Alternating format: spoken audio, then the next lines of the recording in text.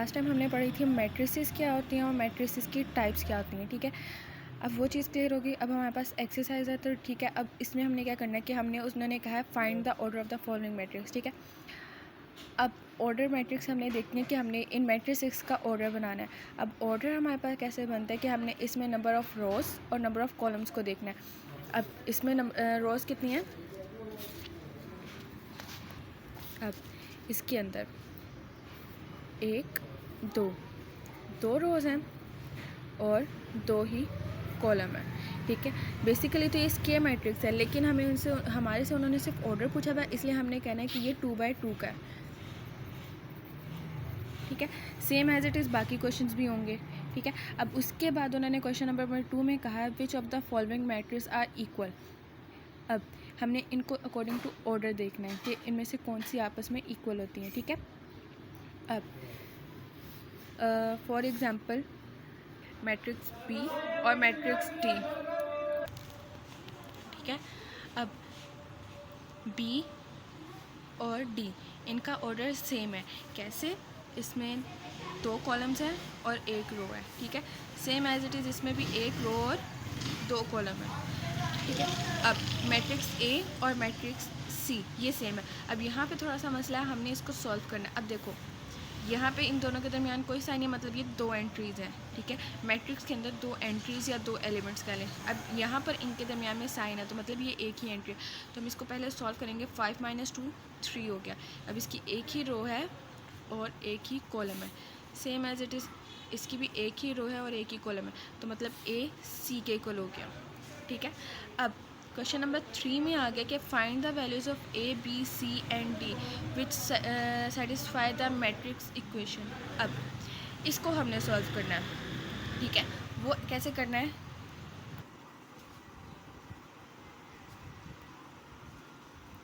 Okay. अब हमारे पास equation आ गया। अब हमने क्या करना है कि इसको इनके सिमिलर यानी कि दोनों मैट्रिक्स की जो सिमिलर एंट्रीज हैं उनको इक्वलाइज करना है, ठीक है। यानी कि ये पहली को पहली एंट्री के इक्वल, दूसरी को दूसरी के, तीसरी को तीसरी के और चौथी को चौथी के कर लिया। तो a plus C, so a plus C किसके इक्वल हो गया, 0 के। 2a प्लस, ठीक है। अब 2a किसके plus b, sorry a plus 2b किसके इक्वल होगा हमारे पास -7 के। उसके बाद c - 1 is equal to 3 and 4d - 6 is equal to 2d, ठीक है। अब इनको नाम दे दिया इक्वेशन 1, इक्वेशन 2, 3 एंड 4। अब सबसे पहले इधर से कौन सी equation, a plus C is equal to 0, इसको हम सॉल्व नहीं कर सकते क्योंकि ना हमारे पास a की वैल्यू है ना c की। अब सेकेंड इक्वेशन में हमारे पास ना a की वैल्यू है ना b की, तो इसलिए हम इसको भी सॉल्व नहीं कर सकते। लेकिन थर्ड इक्वेशन में हमारे पास c की वैल्यू निकल सकती है, ठीक है। कैसे कि अब हम थर्ड इक्वेशन से स्टार्ट करते हैं।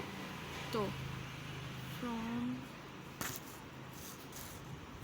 इक्वेशन 3, तो c - 1 is equal to 3, minus का 1 है उधर जाके क्या हो जाएगा, प्लस का sign change, c is equal to 4।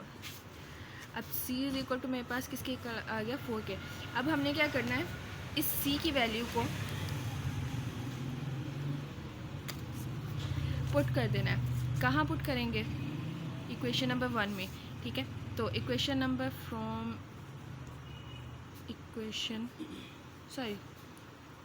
Put c is equal to 4 in equation 1, ठीक है। तो अब इक्वेशन नंबर 1 क्या थी हमारे पास, a plus C is equal to 0। तो इक्वेशन नंबर 4 में a plus C is equal to 0, c की जगह उसकी आ गई वैल्यू, ठीक है। तो अब ये मेरे पास क्या बना, 4 इधर प्लस का इधर जाके क्या हो गया, नेगेटिव, साइन चेंज हो गया। a की वैल्यू मेरे पास क्या आ गई, -4। अब मेरे पास कौन सी वैल्यू होगी, a की और c की, c की और a की। अब मैं इक्वेशन नंबर 3 में इसको पुट कर सकती हूँ। तो अब हमने क्या करना है कि पुट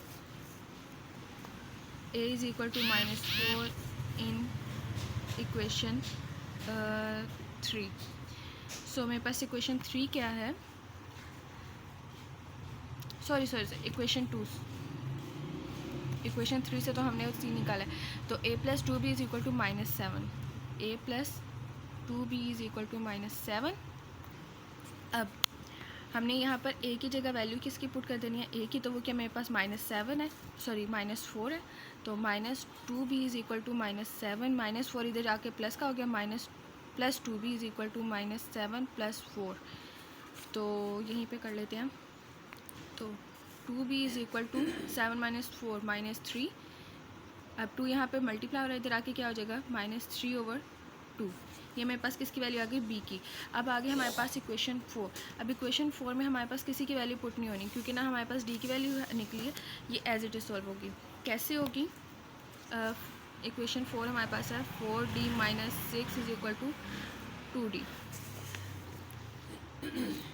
ओके, सिंपल सी है, ठीक है, यहाँ पे 4d है और इधर 2d है, ठीक है।